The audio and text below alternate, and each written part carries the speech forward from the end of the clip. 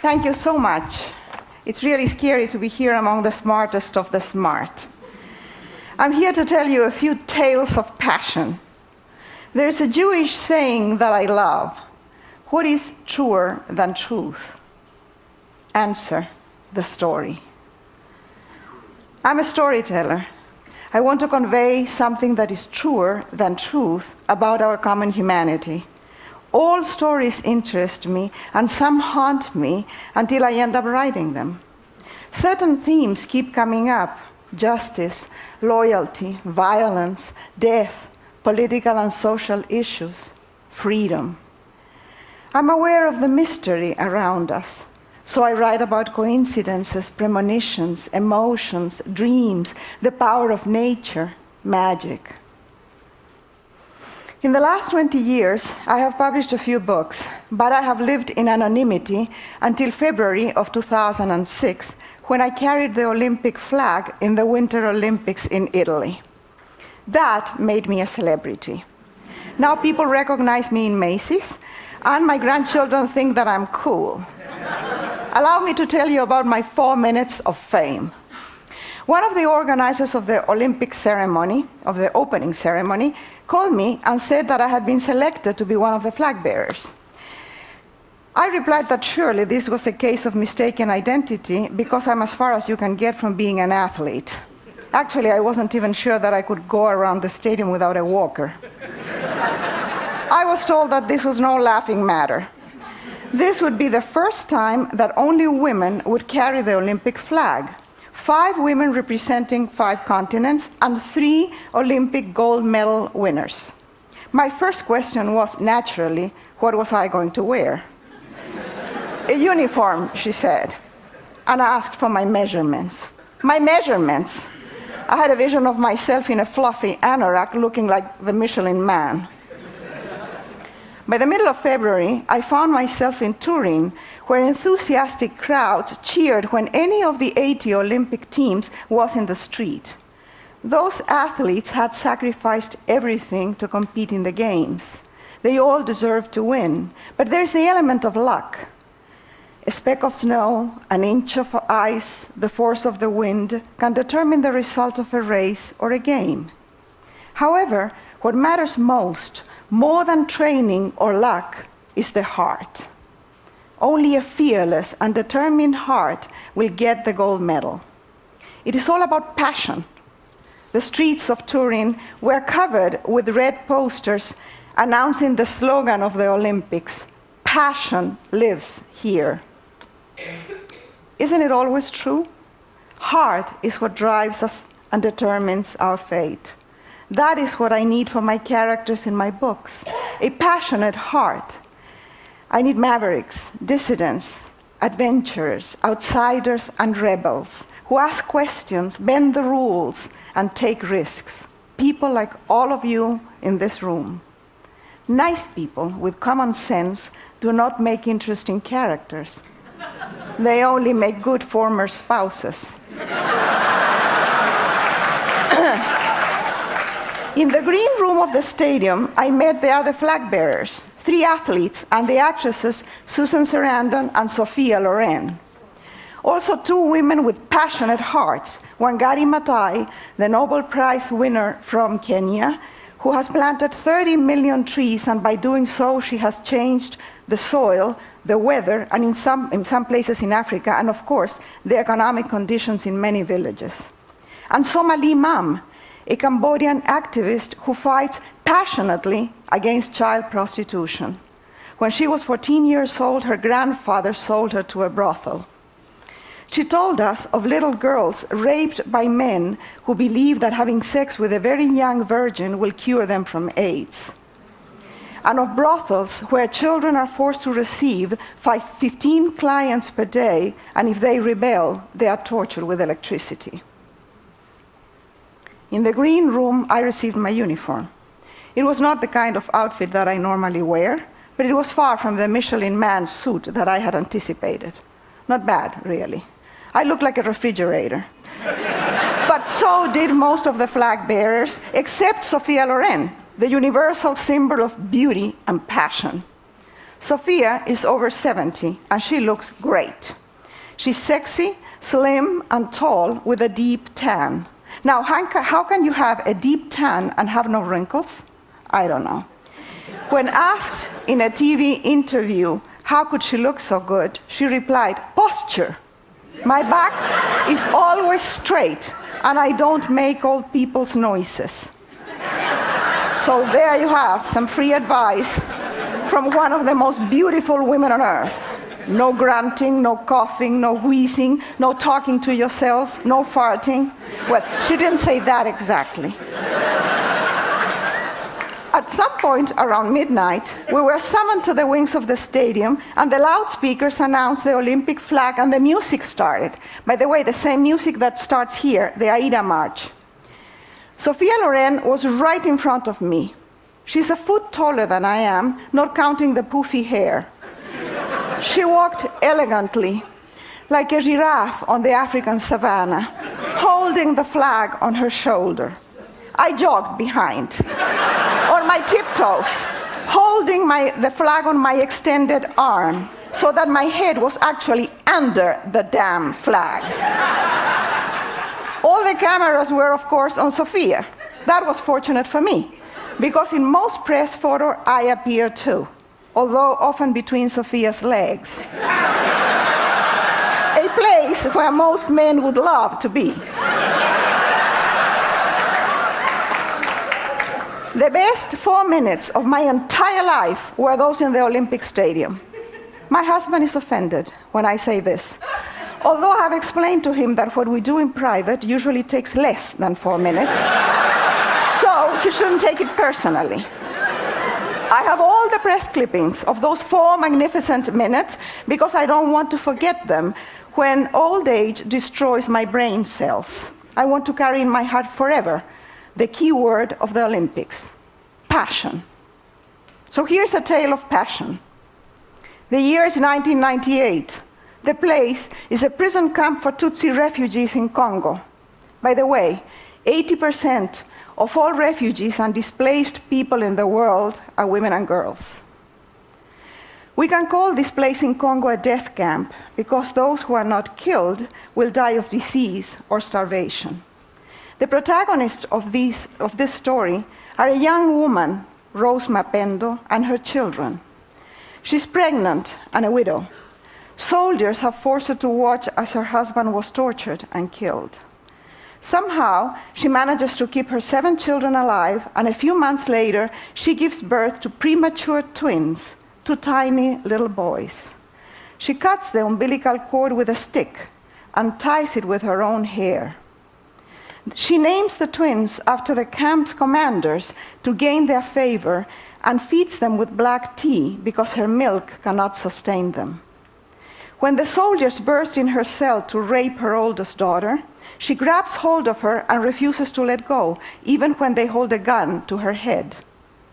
Somehow, the family survives for 16 months, and then, by extraordinary luck and the passionate heart of a young American man, Sasha Sharnoff, who manages to put her in a US rescue plane, Rose Mapendo and her 9 children end up in Phoenix, Arizona, where they are now living and thriving.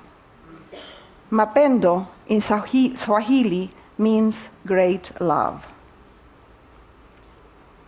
The protagonists of my books are strong and passionate women like Rose Mapendo. I don't make them up. There's no need for that. I look around and I see them everywhere. I have worked with women and for women all my life. I know them well. I was born in ancient times, at the end of the world, in a patriarchal, Catholic, and conservative family. No wonder that by age 5 I was a raging feminist, although the term had not reached Chile yet, so nobody knew what the heck was wrong with me. I I would soon find out that there was a high price to pay for my freedom and for questioning the patriarchy, but I was happy to pay it because for every blow that I received, I was able to deliver too.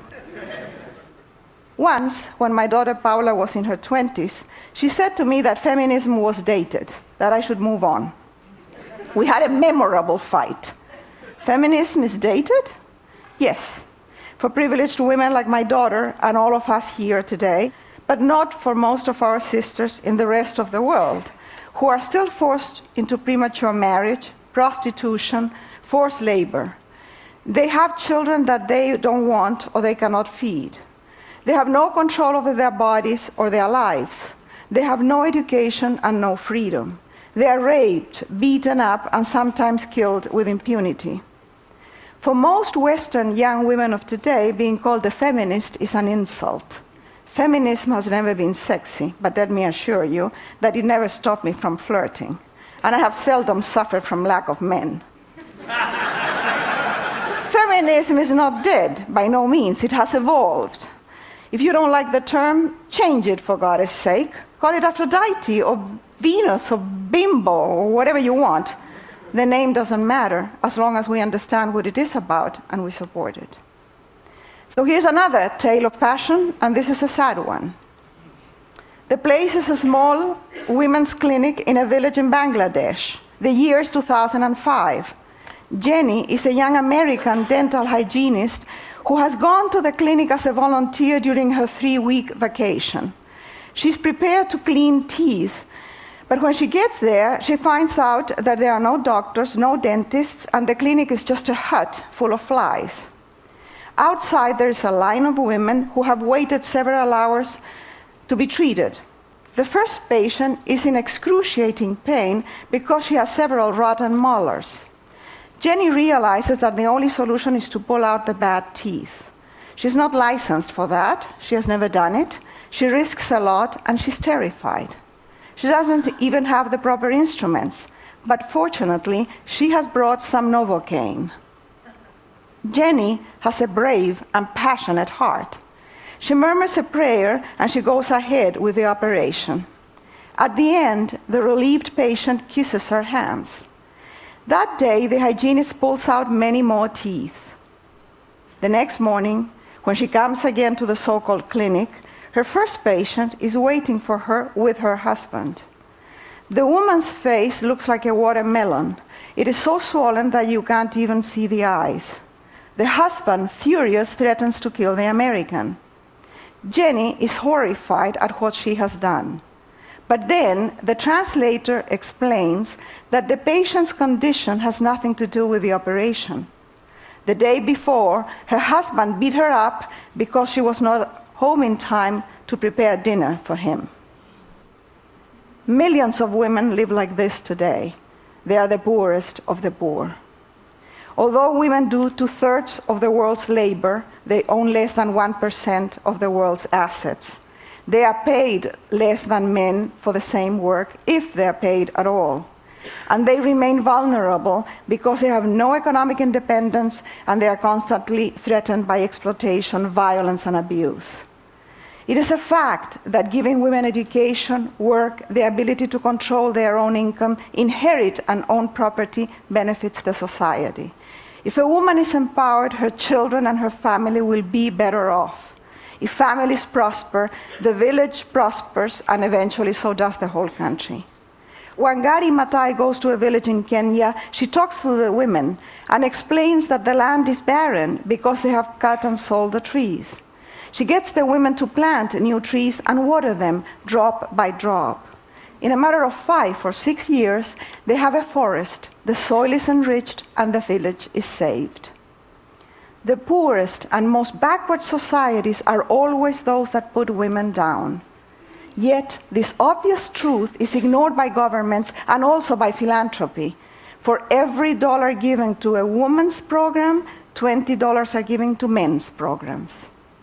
Women are 51% of humankind. Empowering them will change everything, more than technology and design and entertainment. I can promise you that. Women working together, linked, informed, and educated can bring peace and prosperity to this forsaken planet. In any war today, most of the casualties are civilians, mainly women and children. They are collateral damage. Men run the world, and look at the mess we have. What kind of world do we want? This is a fundamental question that most of us are asking. Does it make sense to participate in the existing world order? We want a world where life is preserved and the quality of life is enriched for everybody, not only for the privileged. In January, I saw an exhibit of Fernando Botero's paintings at the UC Berkeley Library. No museum or gallery in the United States, except for the New York gallery that carries Botero's work, has dared to show the paintings because the theme is the Abu Ghraib prison. They are huge paintings of torture and abuse of power in the voluminous Botero style.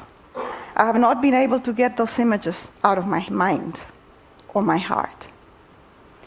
What I fear most is power with impunity. I fear abuse of power and the power to abuse. In our species, the alpha males define reality and force the rest of the pack to accept that reality and follow the rules. The rules change all the time, but they always benefit them. And in this case, the trickle-down effect, which does not work in economics, works perfectly. Abuse trickles down from the top of the ladder to the bottom.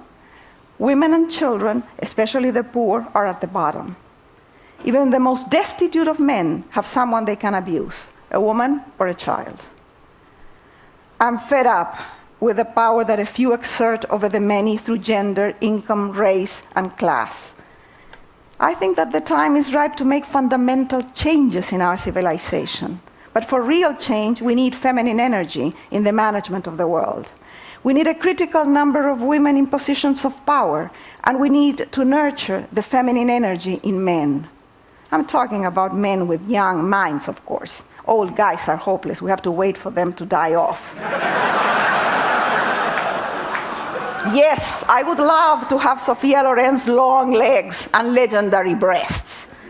But given a choice, I would rather have the warrior hearts of Wangari Maathai, Somali Mam, Jenny, and Rose Mapendo. I want to make this world good. Not better, but to make it good. Why not? It is possible. Look around in this room, all this knowledge, energy, talent, and technology. Let's get off our fannies, roll up our sleeves, and get to work passionately in creating an almost perfect world. Thank you.